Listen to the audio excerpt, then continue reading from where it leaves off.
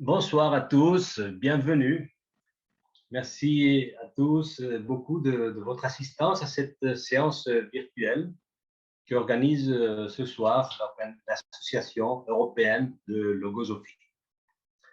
Tout d'abord, je me présente, mon nom c'est Enrique Garcia, je suis espagnol et je réside à Barcelone. Je suis étudiant de logosophie et professionnellement, je suis un conseiller financier et avocat. Aujourd'hui, j'ai le grand plaisir de faire l'introduction de ce webinaire qui s'intitule Logosophie, connaissance pour construire un monde meilleur, qui sera pris en charge par deux chercheurs et étudiantes de logosophie, Katia et Constanza, que je présenterai tout de suite après. Parce que, avant de commencer, pour tous ceux qui participent pour la première fois à ces webinaires logosophiques et qui ne connaissent pas trop ce que c'est la logosophie, je vous propose une brève introduction, présentation de la logosophie en tant qu'institution culturelle et éducative distinguée dans plusieurs pays comme institution d'utilité publique. Donc, en premier lieu, dire que la Fondation logosophique a été créée fait presque 100 ans, il y a 100 ans d'histoire. Elle a été fondée en Argentine en 1930 par le penseur, écrivain et humaniste argentin, Monsieur Carlos Bernardo González Pecoche. Depuis sa création, cette institution s'est répandue dans de nombreux pays dans le monde. Et il existe actuellement des centres d'études logosophiques dans plusieurs dizaines de villes dans le monde, dans tout le monde, principalement dans les pays d'Amérique latine, mais aussi important aux États-Unis et en Europe. De fait, depuis l'année 1993, l'Association européenne de logosophie a son siège établi à Barcelone. C'est une institution culturelle et éducative, comme je disais. Et l'objectif de cette institution, c'est l'étude, la pratique et la diffusion universelle des connaissances logosophiques à travers une formation humaniste. On dit que les enseignements de la logosophie permettent à l'homme de se dépasser intellectuellement, moralement et spirituellement et conduisent à la connaissance de soi-même et à l'éveil de la conscience, ce que, à la fin, nous conduit à une évolution individuelle et à contribuer aussi à l'évolution et au progrès de l'humanité. La diffusion externe de ces connaissances se fait à travers ce genre de webinaire, comme celui de ce soir, à travers des cours, des conférences, des ateliers. Mais les étudiants qui sont inscrits à cette institution ont suivi un programme de formation continue avec une méthodologie basée principalement sur l'expérimentation individuelle, l'étude individuelle et aussi dans un environnement qui est propice parce qu'il est formé par des étudiants ayant les mêmes soucis, les mêmes inquiétudes transcendantales. Je voudrais dire que l'institution, elle est formée dans le monde par des milliers d'étudiants de tous les âges, de très jeunes à beaucoup moins jeunes. C'est une institution, je souligne, détachée de tout lien religieux ou politique.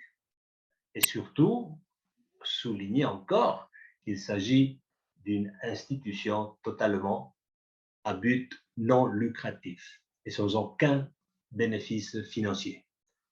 Car, comme je disais, le seul but, c'est la diffusion universelle de connaissances, des connaissances qui sont développées par la science logosophique. Enfin, je ne ferai pas plus long cette présentation et c'est pour moi une grande joie et un grand plaisir de pouvoir vous présenter, vous introduire ce soir aux deux conférenciantes de ce webinaire, Katia Kakinami et Constanza Ducat. Constanza, elle habite en Argentine, elle est enseignante professionnelle à l'école maternelle logosophique de Buenos Aires. Et dire qu'elle a une expérience, elle a commencé à étudier la logosophie il y a 15 ans, à l'âge de 21 ans. Et d'autre part, il y a Katia, qui a connu la logosophie à l'âge de 19 ans au Brésil, où elle est originaire. Et depuis 20 ans, elle habite en France, elle vit avec son mari et son fils. Et elle a une activité professionnelle liée à la communication. Et elle travaille actuellement pour le ministère français de l'Agriculture. Donc, sans plus tarder, je passe la parole à Katia et Constanza pour qu'elles puissent commencer leur exposé dans lequel elles nous parleront des connaissances pour construire un monde meilleur. Merci Constanza et Katia, vous avez la parole. Merci Enrique pour la présentation. Encore une fois, bienvenue à tous. Comme Enrique vous l'a dit, le thème de ce soir est la connaissance que la logosophie offre pour ce grand souhait partagé par beaucoup parmi nous, qui est de construire un monde meilleur. Ce titre me suggère de nombreuses questions. Sommes-nous tous ici désireux de construire un monde meilleur? Que signifie construire un monde meilleur? Quelles expériences avons-nous à cet égard? Comment allons-nous nous rendre compte que cela s'améliore? Et je pourrais poser beaucoup plus de questions. Mais d'abord, nous voulons dire qu'avec Katia, nous n'allons pas donner des réponses toutes faites, des moules ou des idées que nous voulons que vous nous croyiez. Non. La logosophie cherche précisément à ce que chacun puisse développer sa capacité de penser, d'expérimenter et de vérifier tout ce que chacun de nous veut apporter à sa vie. Nous allons partager avec vous notre propre expérience à ce sujet. Comment nous avons pu introduire dans notre vie ce qu'enseigne l'auteur de la logosophie et comment nous avons pu réaliser des changements et des avancées d'une énorme valeur. Pour en revenir au titre de la conférence, je voulais vous demander où vous placeriez le souhait de construire un monde meilleur. Je veux dire, est-ce qu'il y a la même importance que n'importe quel autre désir? Par exemple, réussir un examen, acheter une voiture ou partir en vacances, sans diminuer tous ces objectifs qui sont très bien à leur propre niveau. Il y a des choses que nous voulons qui transcendent le physique et le matériel. Elles sont liées à ces questions très profondes et ressenties. Avez-vous des questions qui sont en vous depuis longtemps et qui, peu importe le temps qui passe, elles sont toujours là attendant une réponse? Comment puis-je aider à construire un monde meilleur? Est l'une de ces questions qui vient d'une partie très profonde et ressentie de nous. Peut-être que tout le monde ne le ressent pas de la même façon. Peut-être que ce sont d'autres questions qui nous inquiètent au plus profond de nous-mêmes.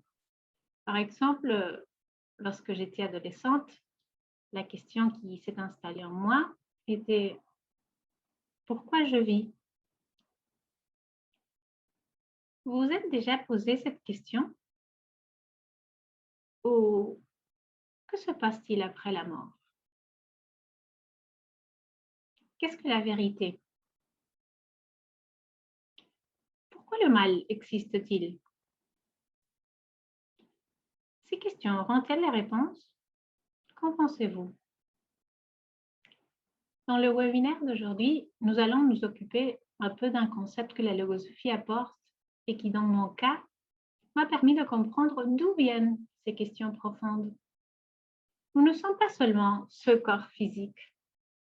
La partie la plus pure et la plus hiérarchisée qui existe en nous, celle qui garde toutes nos connaissances transcendantes, qui conserve les expériences les plus précieuses et qui cherche toujours toujours le meilleur pour soi et pour les autres, la logosophie l'appelle l'esprit. Il y a quelques mois, nous avons organisé un webinaire sur un sujet très lié, sur l'une des choses que l'esprit lui-même recherche, l'évolution. Nous allons vous laisser le lien dans la description de cette vidéo pour ceux qui ne l'ont pas vu et qui sont intéressés. Aujourd'hui, nous n'allons pas parler de ce grand sujet, mais nous allons nous focaliser sur un autre grand objectif qui recherche la partie la plus pure de chacun d'entre nous. Faire le bien. Pourquoi apprendre à faire du bien est tellement important?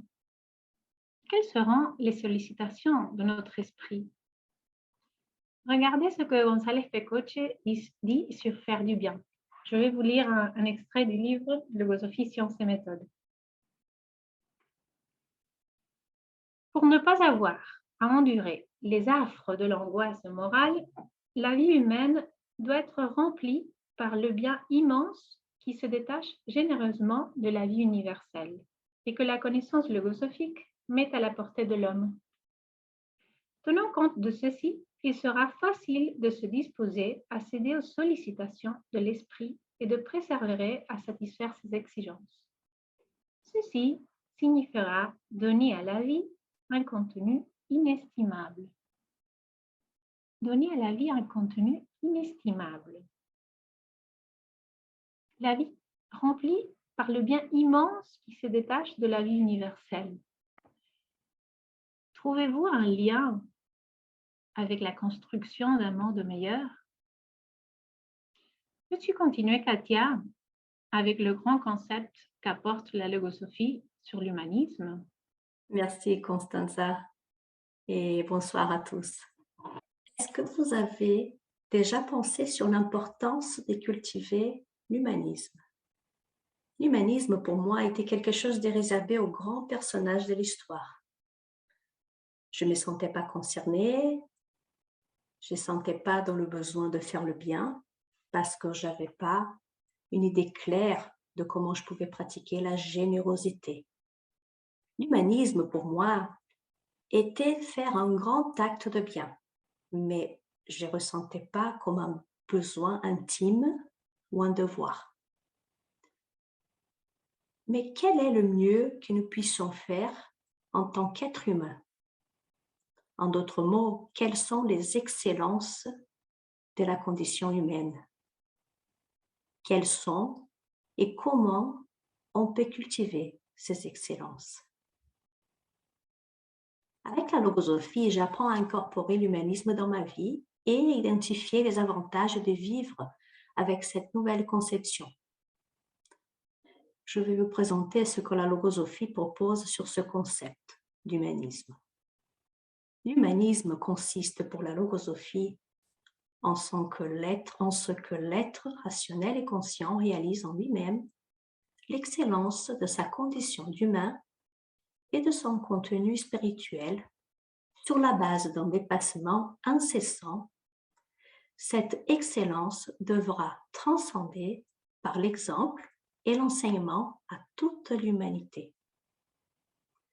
C'est dans le livre de logosophie qui s'appelle Le mécanisme de la vie consciente. Transcender par l'exemple et l'enseignement à toute l'humanité. La logosophie, elle m'enseigne aussi que donner, c'est enseigner. Mais voyons, pour enseigner, il faut quoi? Tout d'abord savoir. Mais dans mon cas, qu'est-ce que je pourrais donner si je ne me considérais pas une personne sage? Et puis, grâce aux outils fournis par la science logosophique, je suis capable d'apprécier ce que je possède, de créer de nouvelles qualités et d'avoir une meilleure relation avec mes semblables. Une manifestation de l'humanisme qui pour moi démontre ces excellences de la condition humaine, c'est l'altruisme. Mais sous quelle forme? Eh bien, vouloir partager avec mes semblables, avoir l'initiative de se réunir pour un objectif commun, donner mon temps et mon attention à quelqu'un, eh bien cela me fait naturellement entrer en relation de façon positive avec mes semblables. Et avec l'étude logosophique, ces pensées commencent naturellement à faire partie de ma vie et à s'opposer à la façon inconsciente que j'avais de vivre. Façon avec la critique qui sépare, avec l'égoïsme qui sépare aussi, et tant d'autres pensées séparatistes comme l'intolérance, l'arrogance, l'ambition. C'est ce qui m'éloigne de mes semblables. Vous pourriez penser que le fait de pouvoir les identifier me rend triste et pessimiste, mais non, c'est libérateur de pouvoir identifier ces ennemis. Eh bien, je les considère des ennemis parce qu'ils ne me rendent pas heureuse. Et lorsque je fais un travail interne sur ces pensées, je me sens libérée. Puisque si je ne connais pas les ennemis, comment je peux les combattre? D'abord, il faut apprendre à les voir, les ennemis, dans notre champ mental. L'auteur de la logosophie fait la comparaison de notre esprit à une maison. Dans un fragment de sa bibliographie, il dit « Tout comme vous rangez votre maison lorsque vous attendez des visiteurs que vous estimez beaucoup, vous devez préparer votre maison mentale à recevoir les pensées pour lesquelles vous éprouvez une intime préférence. Il ne doit pas y subsister un seul instant celles qui sont incapables de réaliser le bien. Et qui sont ces visiteurs de la maison mentale? Les pensées, qui peuvent être bonnes ou mauvaises, constructives ou destructives. Les pensées sont des agents causaux. Elles sont autonomes, c'est-à-dire elles peuvent voyager d'une maison mentale à une autre. Pouvez-vous identifier les pensées, c'est-à-dire l'action de ces agents autonomes de notre propre volonté? Ça m'arrive par exemple lorsque je vais à la boulangerie pour acheter du pain et que je ressors avec du pain, du croissant, une pâtisserie. Que s'est-il passé? Je ne voulais pas juste acheter du pain, mais qui en moi m'a poussé à acheter d'autres choses? Ça s'appelle les mondes des causes, car derrière chaque action, il y a une autre cause déterminée par une pensée. Un autre exemple, la chaise où nous sommes tous assis maintenant était auparavant dans le champ mental de la personne qui l'a dessinée, c'est-à-dire qu'elle était sous la forme d'une pensée dans le monde mental. Alors, comment on peut commencer à organiser notre maison mentale? Je vais vous raconter une expérience qui va montrer comment je peux faire cette organisation pour que ne subsistent que les pensées capables de faire le bien. Parce que j'avais du mal à m'adapter à une nouvelle réalité dans ma vie qui m'obligeait à changer mes habitudes, j'étais irritée, rigide, impatiente avec mon fils de 5 ans. Je savais que c'était pas bon. Mon cœur de maman me disait que c'était pas juste. J'avais un problème personnel pour m'adapter à la nouvelle réalité qui se reflétait dans mon comportement avec mon fils. Avez-vous déjà ressenti cette désorientation de ne pas savoir quoi faire pour changer les pensées qui affligent, qui nous éloignent de nos semblables, qui ne nous permettent pas de nous rapprocher? Parfois, je parvenais à contrôler mes réactions, mais bien souvent, je me laissais aller fatiguée de la charge du travail, de la pression psychologique de l'actualité à la télé, des gens qui m'entouraient, de mes frustrations. Je voulais être meilleure pour mon fils, l'aider, l'éduquer, mais je sentais que je devais d'abord me défendre, me réhabiliter et me reconstituer des états précaires qui m'empêchaient d'agir avec plus de diligence et d'intelligence. Vous avez déjà vécu une expérience similaire avec une personne très proche de vous de vouloir faire de son mieux, mais de se sentir incapable. En 2020, comme nous étions tous bloqués à la maison, moi et mon fils, on a profité pour marcher tous les jours pendant ces printemps 2020. Et j'ai remarqué que chaque jour, les feuilles sortaient des arbres, des nouvelles fleurs s'ouvraient. Et j'ai aimé voir la transformation de la nature, la diversité des couleurs, les formats, chaque jour. À tel point que c'était une source d'encouragement pour la journée. Le matin, en ouvrant les volets de ma chambre, je me demandais, qu'est-ce que la nature va m'apporter aujourd'hui? J'ai fait alors une analogie avec ce qui se passait dans mon interne. Si la nature était en constante transformation, moi, qui fais aussi partie de cette création, je pourrais faire cette transformation. Ça consistait à faire ressortir les vertus en moi et ainsi changer mon être. J'ai observé les fleurs qui se transformeraient en fruits, qui permettraient de la préservation des espèces. Je me suis dit que tout cela était des processus naturels. Et j'ai alors compris que mon fils fait partie aussi d'un grand projet conçu dans la création. La mesquinerie de toujours penser à mon fils était menacée. J'ai compris que mon fils obéissait à un grand processus de conservation et d'évolution de l'espèce humaine, programmé dans la nature. En d'autres termes, j'ai compris que nous sommes tous une partie de la création et j'ai réussi à voir en lui tous les enfants du monde. Nous devons savoir et sentir que nous pouvons chercher l'inspiration dans la création pour résoudre nos problèmes. C'est comme un langage universel que nous devons apprendre à comprendre. Tout ça fait bouger les rouages de l'intelligence pour pénétrer dans les secrets de ce monde des causes. J'avais maintenant une raison beaucoup plus forte, plus élevée d'être meilleure. Alors même au-delà de la tâche de m'éduquer et éduquer mes semblables. Pour faire le bien, je dois réveiller dans mon cœur l'amour pour l'humanité, pour tous ces fruits, ces enfants qui font partie de la création et nous tous faisons partie d'un grand processus d'évolution. Vous comprenez que c'est un amour qui est cultivé à l'intérieur de nous-mêmes, qui a été créé en conscience.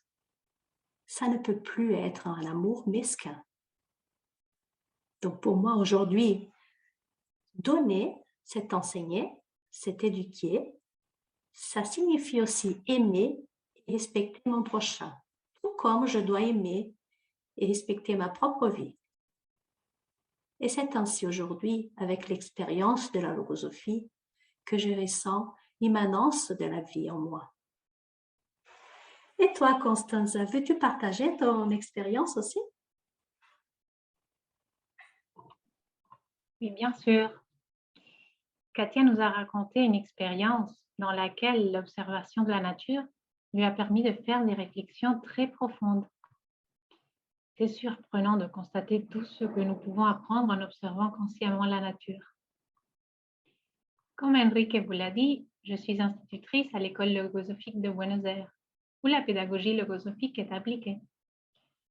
L'une des grandes ressources pour pouvoir relier la connaissance du monde dans lequel nous vivons à notre propre vie est l'utilisation d'analogies.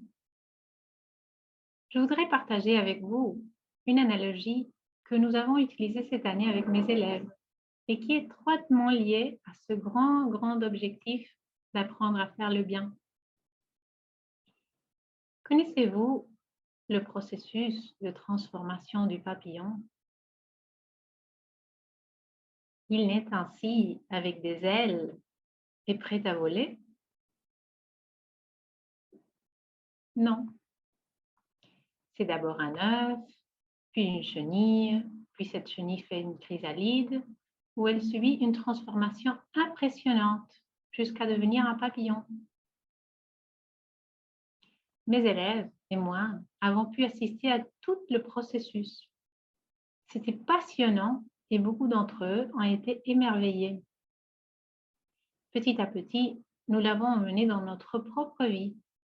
Ils ont même joué à devenir des œufs, des chenilles, des chrysalides et enfin des papillons. Tout ce parcours nous a permis d'approfondir notre compréhension de l'idée de ce que c'est un processus. Tout ce à quoi nous aspirons nécessite un processus, un parcours, une transformation. Tout naît petit et passe par des étapes de transformation. Si dans la nature, c'est si clair à voir, pourquoi dans nos vies, nous faisons semblant que c'est différent? Est-ce que ça vous a déjà arrivé de vouloir aider quelqu'un et de vouloir obtenir des résultats tout de suite? Le concept de vie comme champ expérimental est l'un des concepts philosophiques qui a le plus transformé ma vie. Réaliser des grandes choses nécessite beaucoup d'essais. Nous ne pouvons pas prétendre du jour au lendemain être quelqu'un qui sait parfaitement comment rendre le monde meilleur, comment aider les autres pour qu'ils soient meilleurs. C'est comme essayer de passer d'un jour à l'autre, de l'état œuf à celui d'un beau papillon. Bien que ce que je dis soit très logique, je le répète, combien de fois nous prétendons obtenir des résultats immédiats dans notre quête de faire le bien?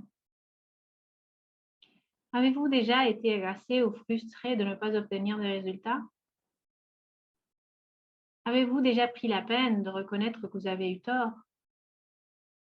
La capacité à transformer le concept d'erreur comme motif de punition en l'idée d'opportunité d'apprentissage est l'une des grandes contributions logosophiques à la réussite de ces processus. Lorsque nous préparions cet exposé avec Katia, je lui ai raconté une expérience avec une petite fille qui, au début de l'année, était réticente à faire les activités et ne voulait pas parler de ce qui lui arrivait et comment, avec patience, avec amour, avec un réel intérêt à l'aider et sans prétention, je l'ai accompagnée pour qu'elle puisse progressivement se connecter à ses propres intérêts. Aujourd'hui, même si elle a parfois du mal à se mettre au travail, elle le fait avec plaisir et volonté d'apprendre. Bien sûr, ce n'est pas toujours le cas, parfois c'est beaucoup plus difficile. Mais pourquoi je vous donne cet exemple? Parce que grâce à ce que j'ai appris avec la logosophie sur les processus, sur la patience, sur le véritable amour à la connaissance, j'ai pu l'accompagner pour qu'elle puisse trouver son propre moteur intérieur par elle-même.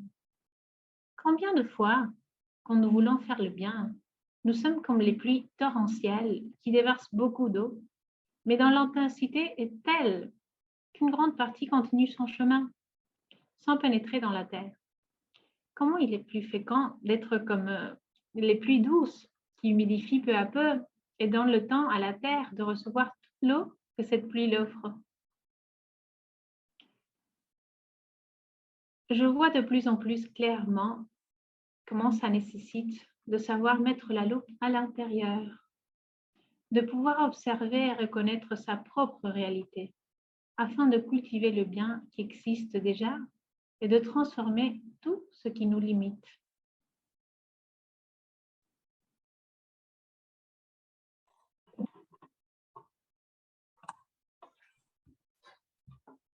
Cette loupe qui regarde de long terme est très important pour moi aussi, Constanza.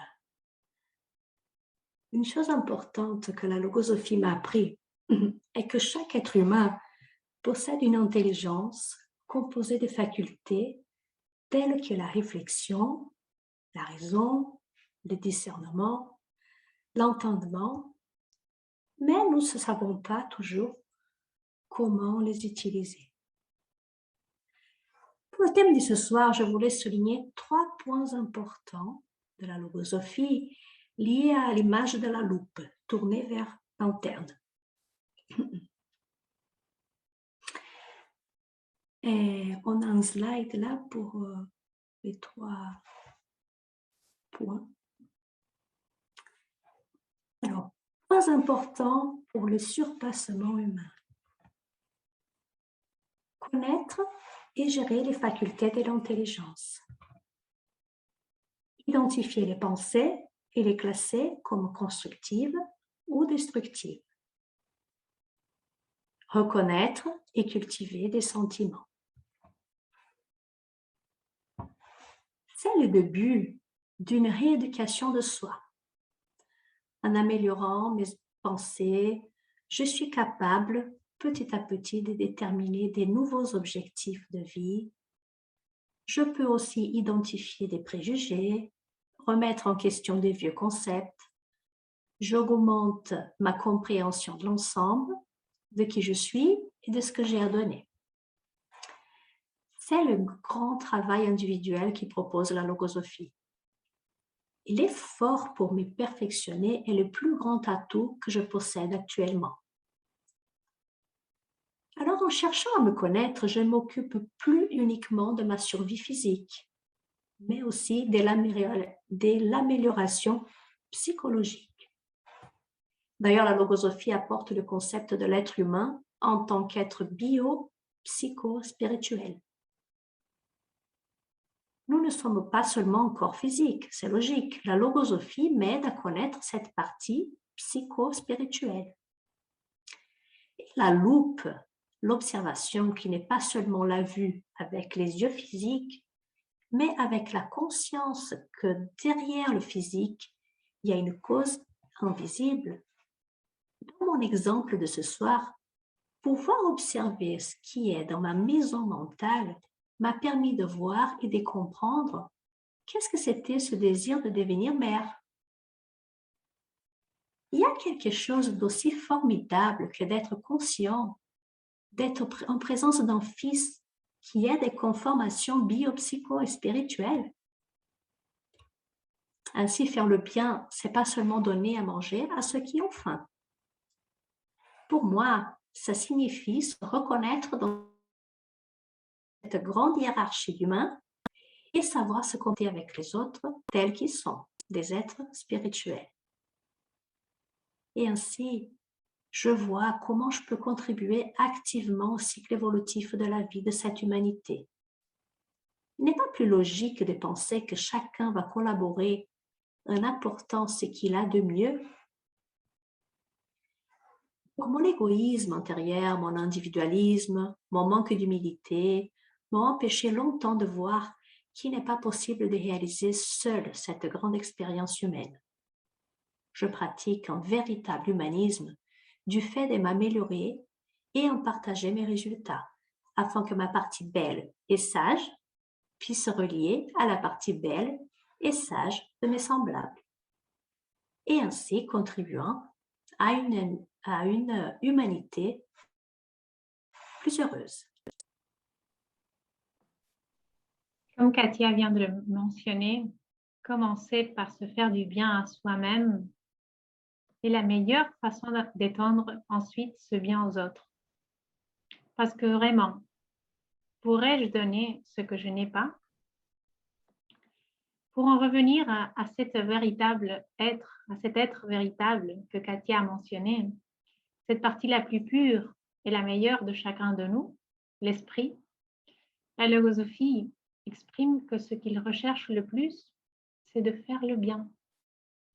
Quoi de plus beau que de cultiver le meilleur qui existe en nous dans la recherche de faire du bien aux autres?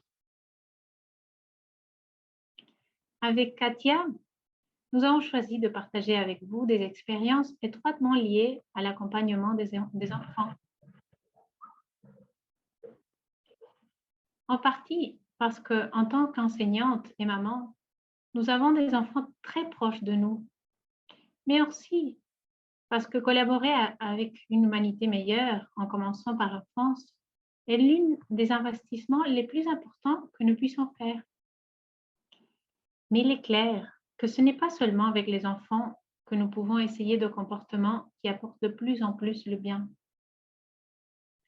Vous pouvez imaginer ce qui se passerait si de plus en plus de personnes commençaient à avoir des connaissances pour faire du bien à soi et aux autres? Vous pouvez imaginer cette réalité? De cette façon, vous pensez que nous serions sur la voie de la construction d'un monde meilleur? Nous arrivons à la fin de cette activité. Avant de donner la parole à Enrique, je vous propose de prendre la loupe et la tourner vers vous-même et voir si quelque chose de ce que nous avons partagé avec vous aujourd'hui vous a touché d'une manière spéciale. Vous avez fait émerger un souvenir, une question ou une réflexion. Si c'est le cas, profitez de l'opportunité pour continuer à approfondir. Sûrement que cette partie pure et élevée qui existe en chacun de vous vous en remerciera. Merci Constanza et merci Katia. Merci aussi à tous ceux qui vous avez suivi ce webinaire ce soir. J'espère que tout s'est bien passé, que vous avez trouvé le contenu de l'exposé intéressant.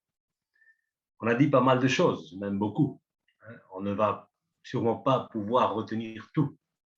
Peut-être vous avez gardé des questions, des doutes, même des envies d'en savoir plus pour apprendre à s'exercer, à faire le bien et à construire ce monde meilleur qui était l'objet de ce webinaire. Donc, et pour finir, si vous souhaitez en savoir plus, tant du contenu des enseignements et de la méthodologie logosophique, je vous propose d'abord de consulter le site web en français. Vous avez la référence dans l'écran. Et n'hésitez pas à nous écrire par email avec vos questions, ou si vous le souhaitez, vous pouvez vous inscrire à un de nos cours gratuits d'introduction à la logosophie. Donc, merci beaucoup encore à tous pour votre participation. Au revoir et à très bientôt. Bonsoir. Bonsoir, merci beaucoup. Bonsoir. Bonsoir, merci. Au revoir.